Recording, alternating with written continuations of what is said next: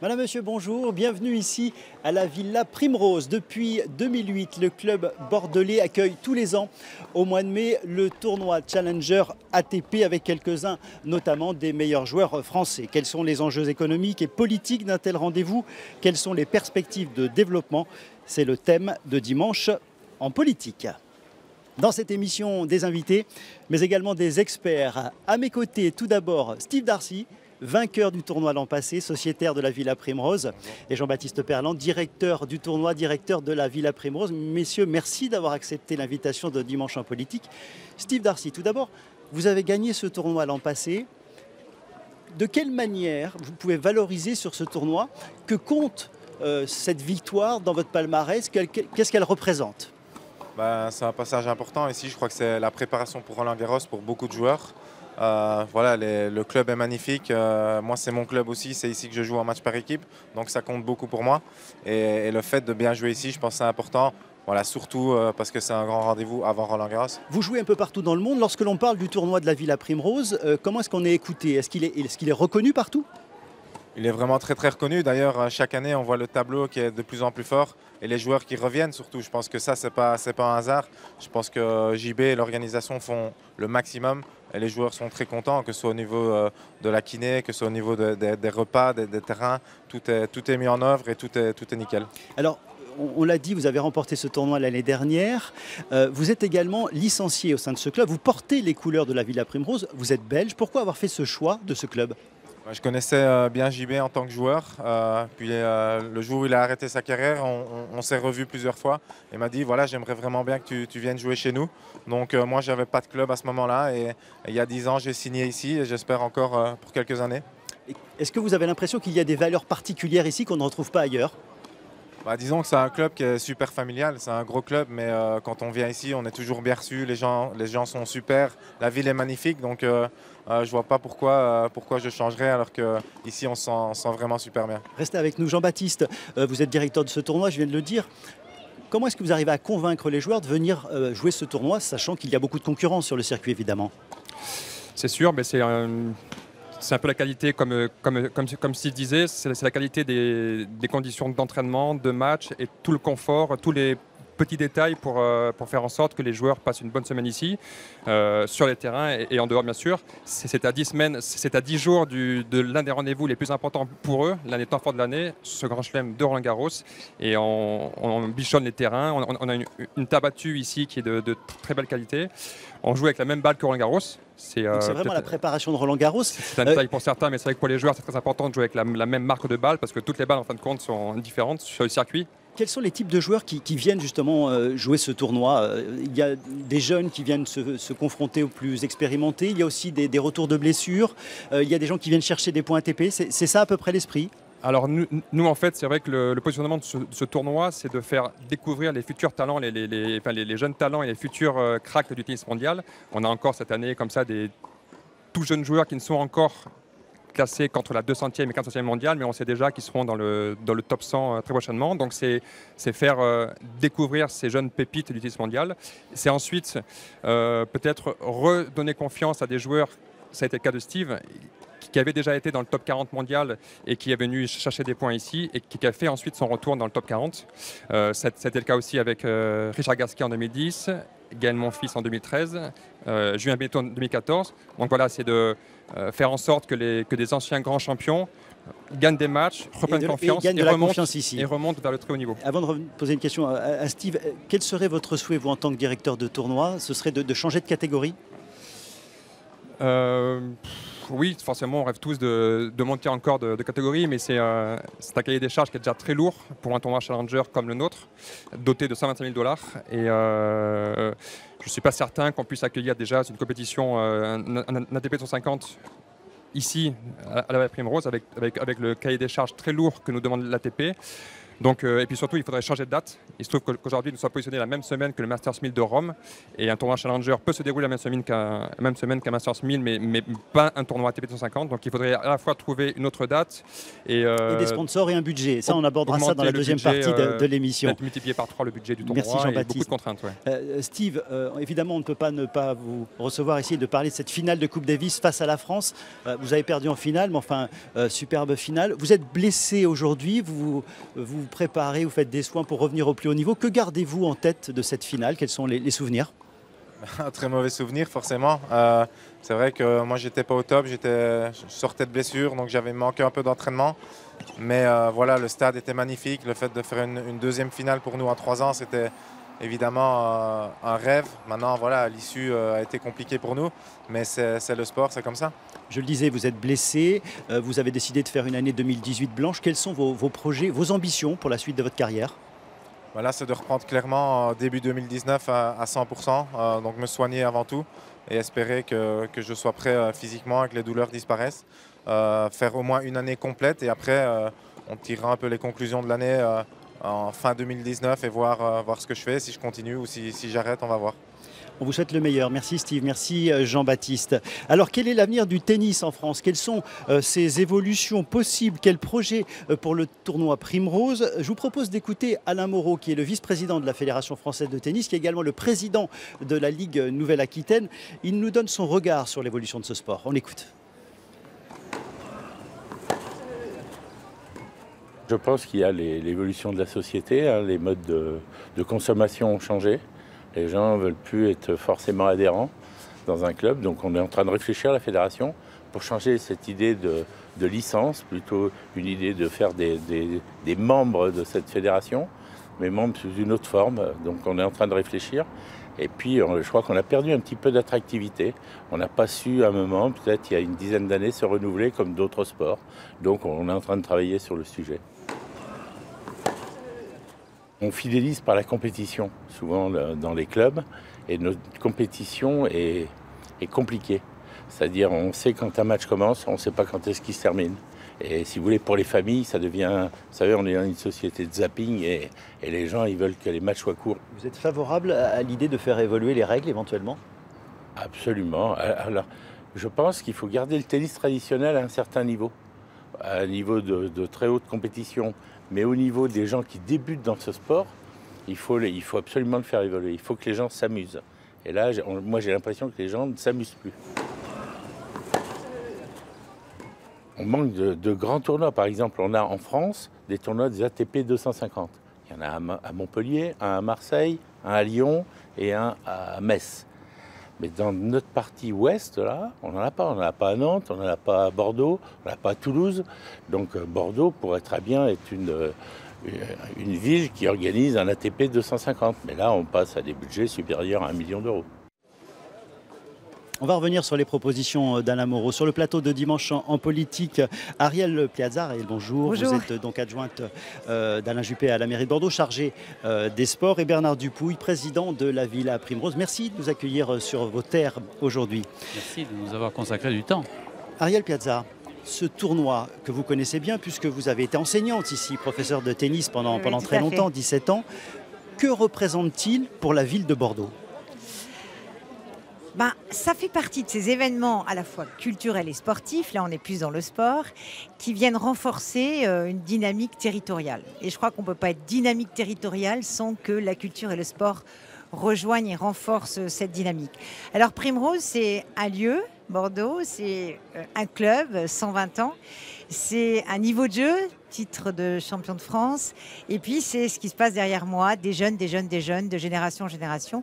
Donc c'est vous dire que ce grand événement, c'est aussi une manière de mettre en lumière l'excellence, et je le dis souvent au président Bernard Dupouille, ici il se passe plein de choses, il y a toutes les couches, il y a toutes les niches, et un événement de ce type permet de montrer tout ça.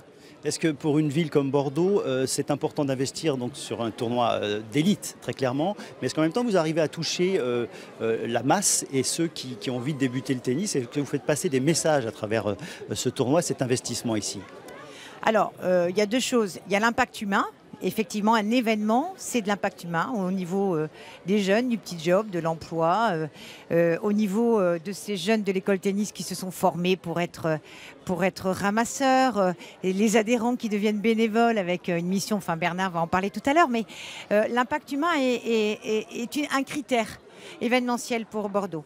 Après, il y a effectivement l'impact économique et là, c'est controversé, c'est un peu délicat parce que faut pas confondre le poids économique lié à l'organisation de l'événement et puis la richesse au contraire amenée par l'événement sur le territoire, sur le local. Donc chaque événement, c'est un peu plus effectivement sur l'hébergement, la restauration, la vie de la ville, l'animation de la ville. Et ça, c'est plutôt agréable. Mais c'est vrai que je considère que l'impact humain est aussi sur la formation de nos jeunes et sur l'ambiance d'un club, tisse des liens exceptionnel. Bernard Dupuy, vous êtes à la tête d'un très grand club qui compte énormément de licenciés, qui obtient des résultats. Vous êtes champion de France en titre en club encore cette année. Pourquoi est-ce que c'est important d'avoir un tournoi comme celui-ci? Parce que ce n'est pas simple d'organiser un tournoi comme celui-ci. C'est beaucoup de contraintes, beaucoup d'efforts. Pourquoi est-ce que c'est important à la fois pour la ville, pour la région, pour l'environnement tennis du Sud-Ouest? Alors Ariel l'a très bien dit, parce qu'elle parle remarquablement à la fois de ce tournoi et de notre club, qu'elle connaît bien. Mais bien sûr, le tennis de haut niveau est une vitrine. Et cette vitrine, elle est indispensable à la pratique du sport. Nous essayons ici, depuis toujours, d'être présents sur tout le spectre de l'activité sportive, tennis et hockey. Nous n'oublions pas que ce club est également un club de hockey sur gazon. Et nous, ce qui nous intéresse, c'est la totalité. Nous avons ici des adhérents, 2200 dans le club, qui pratiquent le tennis loisir, qui pratiquent le tennis de compétition, qui pratiquent le tennis de haut niveau, effectivement, et les amener au quotidien sur une semaine comme la nôtre, voir des grands champions, est évidemment le relais traditionnel. On n'invente rien, qu'on trouve également dans d'autres sports, mais qui est indispensable à ce type de pratique. Alors on entendait Alain Moreau, vice-président de la Fédération française, expliquer qu'il fallait peut-être que le sport, le tennis, s'adapte, et peut-être les règles également, que les matchs qui durent 3 heures, c'est peut-être un peu long. Vous êtes prêt à faire évoluer ce qui était la base, l'ADN du tennis ? Oui, il faudra, comme dans toutes les activités sportives, comme dans tous les sports, arriver à les faire évoluer. La difficulté est effectivement qu'il faut maîtriser cette évolution en faisant en sorte qu'elle ne dénature pas cette pratique. Ce sport, dont on dit qu'il a été inventé par des Anglais pour des Anglais, a un certain nombre de caractéristiques qu'il ne faudrait pas dévoyer aujourd'hui. Et effectivement, les dirigeants y travaillent. Il y a un gros débat, vous le savez, aujourd'hui pour la Coupe Davis, qui est effectivement un championnat particulièrement suivi, qui aboutira probablement à ce que, en tout cas des pratiques, peut-être des règles, soient même transformées. Je pense qu'on ne peut pas se priver de cette étude-là, mais il faut y faire quand même très attention. Un sport traditionnel, ancien comme le nôtre, doit garder quand même des fondamentaux qu'on doit respecter. Vous avez parlé de la Coupe Davis, le trophée qui est sur vos terres aujourd'hui, on va voir les images, la Coupe Davis qui est à Bordeaux. Ariel Plaza, on a vu aussi que la fédération est passée de 1 200 000 licenciés à 1 million. Il y a une perte de licenciés. Là encore, le tennis doit faire attention, s'adapter et peut-être réussir à toucher un autre public. Alors écoutez, moi je défends le mouvement fédéral, je défends ma fédération qui est la Fédération française de tennis. Pour autant, c'est vrai que le président du CNOSF a alerté aussi. On est en baisse de licenciés, de licences à peu près dans toutes les fédérations. Et il faut faire très attention que le privé ne vienne pas grignoter sur ce terrain fédéral où on a un savoir-faire exemplaire avec une accessibilité qu'on protège aussi sur la démarche sportive. Alors, je pense qu'il faut faire attention, il faut rentrer dans les nouveaux codes, il faut réactualiser, il faut être plus digital, il faut peut-être raccourcir les formats, il faut se connecter, il faut des clubs connectés, des offres sportives connectées aussi, parce que c'est là où le privé nous a un peu dépassés. Et puis cette montée en puissance de la pratique libre, je veux faire du sport comme je veux, quand je veux, et puis je vais créer ma communauté pour aller courir ou pour aller faire du vélo, une balade à vélo. Donc tout ça, il faut le prendre en considération. Et ce que j'ai beaucoup aimé, c'est que la Fédération française de tennis a déjà anticipé, a déjà travaillé sur les 10 ans à venir. Et ça, c'est remarquable. Alors, Alain Moreau parlait également de la valeur du tournoi Primrose, de son positionnement sur le calendrier. Mais il faut peut-être envisager de passer une étape supplémentaire, passer sur un tournoi de 250. Évidemment, c'est un budget d'1 million d'euros, ça n'a plus rien à voir. Est-ce que la ville de Bordeaux est prête à s'engager aux côtés de la Villa Primrose pour passer cette étape ? Alors, la ville de Bordeaux, elle a des contraintes budgétaires. Hein, c'est toujours pas très simple. Il faut se partager avec d'autres. On a toujours envie que nos événements grandissent.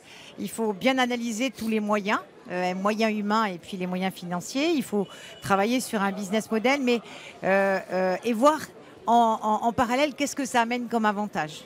Est-ce qu'on ne va pas sortir d'une certaine convivialité, de cet aspect un peu familial? Vous savez que c'est un des rares challengers organisés par un club quand même ici. Et ça, c'est juste j'entends bien, exceptionnel. j'entends les qualités que vous vantez à l'heure actuelle. Ça, vous n'êtes pas prêt, la mairie de Bordeaux n'est pas prête à accompagner un développement de ce tournoi dans la catégorie supérieure? Je pense que la puissance publique, elle a ses contraintes vraiment. Maintenant, après, c'est toute une histoire de choix.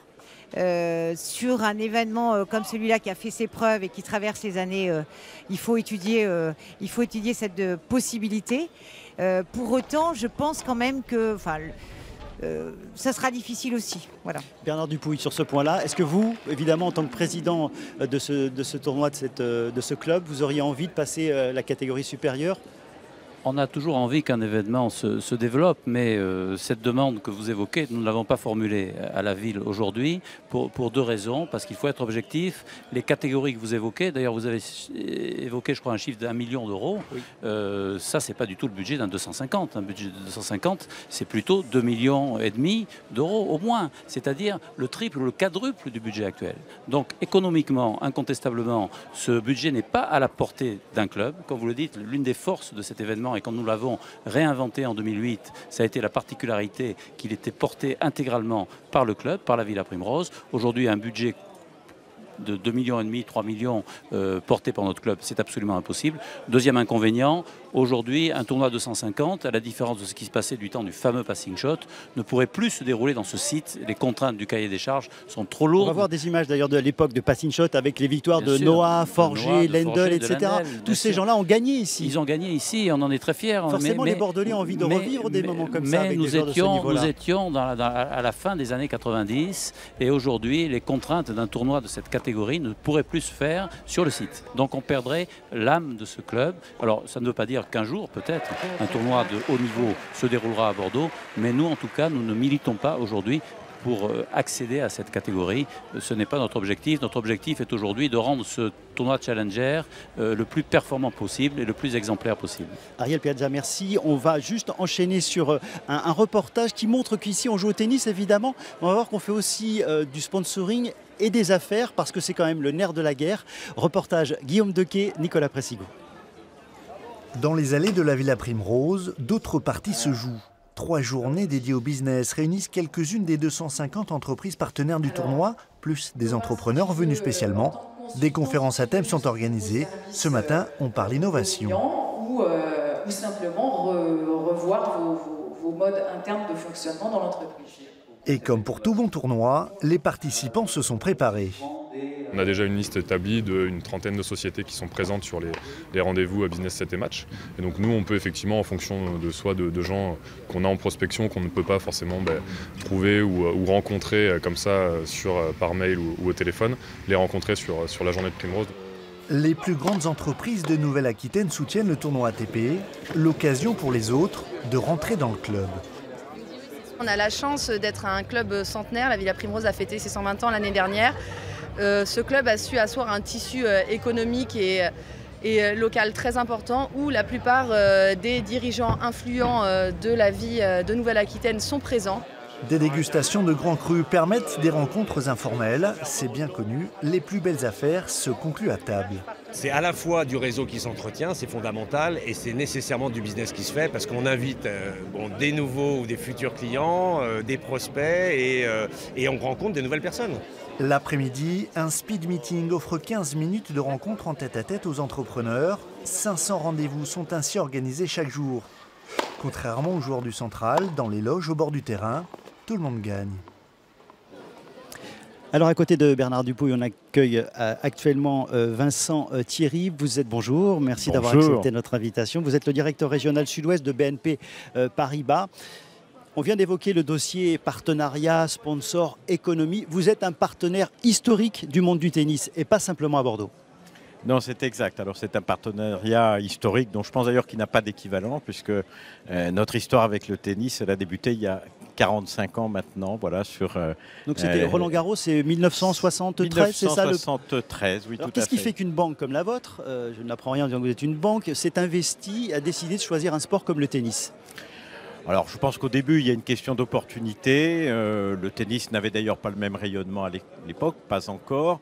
Il y a une question de personnes, d'affinité. Je crois que c'est souvent ce qui noue les grands partenariats. Puis je crois qu'il y a surtout une communauté de valeurs entre le sport du tennis et les valeurs que nous défendons, nous, en tant qu'entreprise, en tant que banque. Aujourd'hui, vous êtes partenaire, vous êtes le partenaire de la Villa Primrose pour le tournoi de Primrose. Quel est votre investissement ici ? Notre investissement, alors je pense que déjà il est financier bien évidemment, oui, bien sûr. À la fois d'ailleurs aux côtés du tournoi mais aux côtés du club depuis 15 ans et aux côtés du tournoi depuis 11 ans également. L'investissement c'est également un investissement de présence. Puisque nous avons ici un espace, un très bel espace. Et donc financièrement, de quelle manière aidez-vous le tournoi ? Sur le plan financier, alors ça c'est la question piège. Vous ne voulez pas me le dire? Non, je n'ai pas le montant en tête. En tant que banquier, vous devez le savoir. En pourcentage peut-être, Bernard Dupuy, quelle est la part des sponsors, la part des collectivités et la part du public dans le budget global du tournoi? La part du public est d'abord très faible, puisque effectivement on a un central ici avec une capacité réduite et dans les équilibres économiques de ces manifestations, le public est par définition une part faible. La part du sponsor titre, puisque c'est de ça qu'il s'agit pour BNP Paribas, elle est significative, pas déterminante, si je puis dire, puisqu'il y a également derrière toute une commercialisation. C'est pour ça que vous parlez de part des partenaires, on ne peut pas la chiffrer, parce que la commercialisation ensuite de l'ensemble des prestations que nous faisons ici est évidemment essentiellement privée. La part publique aujourd'hui, celle de la ville de Bordeaux et celle de BNP Paribas, est à peu près équivalente. On peut la cumuler à environ 15% du budget du tournoi, ce qui est un chiffre, je dirais, assez cohérent par rapport à ce qui se fait dans le monde du tennis. Quel est globalement le budget du tournoi pour vivre ce que nous vivons aussi aujourd'hui? Nous avons un budget qui, pour un tournoi Challenger, est un budget assez élevé parce que dès le début, quand nous l'avons créé en 2008, on a voulu positionner ce tournoi avec une image comparable à celle qui est du club, qui a voulu toujours se positionner sur un plan d'excellence. Et il fait partie des catégories de tournois dont on prétend qu'ils ont un standard de fonctionnement à peu près équivalente à celle des fameuses ATP 250 dont vous parliez. Le Challenger, c'est combien de tournois en France? 140 à peu près? Pas en France, dans le monde, je veux dire, 140 oui, je crois qu'il y a à peu près, c'est ça, à peu près ça, ce chiffre. En France, dans notre catégorie, les 100 000 $ et plus, nous devons avoir 6 ou 7 tournois. Donc c'est un chiffre qui est quand même assez limité. En tout cas, nous sommes le seul masculin dans notre région. Donc le budget, pour répondre à votre question, il est de l'ordre de 700 000 €, ce qui est déjà un budget élevé pour un tournoi Challenger. Vincent Thierry, lorsqu'on est partenaire à ce point d'un événement, j'imagine qu'on peut avoir, si ce n'est des exigences, mais enfin un regard précis sur l'événement, sur la philosophie de l'événement. Oui, alors on a ce regard, d'autant plus qu'on accompagne ce type de tournoi sur l'ensemble du territoire. On accompagne d'autres tournois ailleurs dans le monde. Donc on a cette vision et je crois qu'on est légitime pour dire que c'est vraiment un des plus beaux tournois Challenger qui existent. Je lisais d'ailleurs hier dans la presse qu'un des joueurs présents ici a dit c'est le plus beau Challenger du monde. On partage cette conviction et c'est à mettre à l'actif de Bernard et de toutes ses équipes. Il y a vraiment ici un talent de l'organisation et une implication. Qu'est-ce qui fait qu'une entreprise comme la vôtre pourrait un jour se retirer? Quelles seraient les limites? Est-ce que pour vous, le tennis est toujours porteur? Est-ce que les leaders français sont toujours suffisamment présents pour attirer un public qui vous touche, qui concerne votre entreprise? Est-ce qu'il y a toujours autant d'impact? Un impact sponsoring économique? Oui, il y a toujours autant d'impact. Et c'est vrai en France, c'est vrai également à l'étranger. Nous sommes partenaires dans les pays où nous sommes implantés. Et bon, Bernard le dirait mieux que moi, le nombre de licenciés évolue parfois à la hausse, parfois à la baisse. Mais dans la durée, encore une fois, c'est un sport qui se maintient. C'est un sport qui, en plus, nous intéresse beaucoup parce que c'est un sport universel. Et là aussi, il y a une communauté de valeurs avec nous. On peut jouer jeune, on peut jouer vieux. Il y a toute une action du tennis, notamment dans les quartiers difficiles, avec des associations comme celle de Yannick Noah, que l'on soutient. Donc pour nous, c'est vraiment, encore une fois, une communauté de valeurs. Merci Vincent Thierry. Un mot, Bernard Dupuy, avant la fin de cette émission.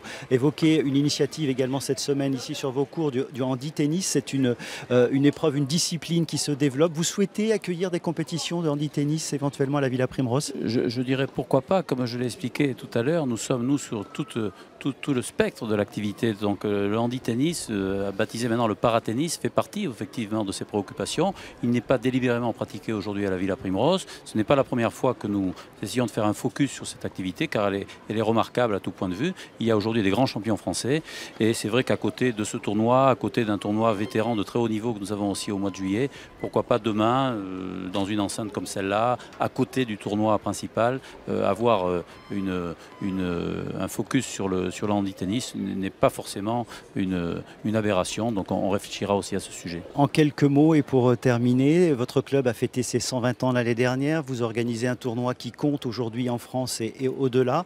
Quels sont vos espoirs, vos souhaits à nouveau pour développer cette structure dans les prochaines années? Écoutez, d'abord, on a des projets physiques, puisque le club est un peu à l'étroit. Il est de toute façon contraint dans son environnement général, mais on a besoin d'étendre un certain nombre de notre enceinte par une salle de gym, en couvrant davantage des cours, en bénéficiant de mètres carrés complémentaires, et puis surtout de continuer à rayonner pour la ville, pour la région. Un dernier mot là-dessus, nous serons le seul club français au mois de juillet à être invité par le club de Wimbledon qui fête ses 150 ans. C'est une reconnaissance internationale qui nous plaît. Merci Bernard Dupuy. Messieurs, merci. C'est la fin de Dimanche en politique. Je rappelle que la finale aura lieu aujourd'hui ici à 15 h. Excellent après-midi. Merci.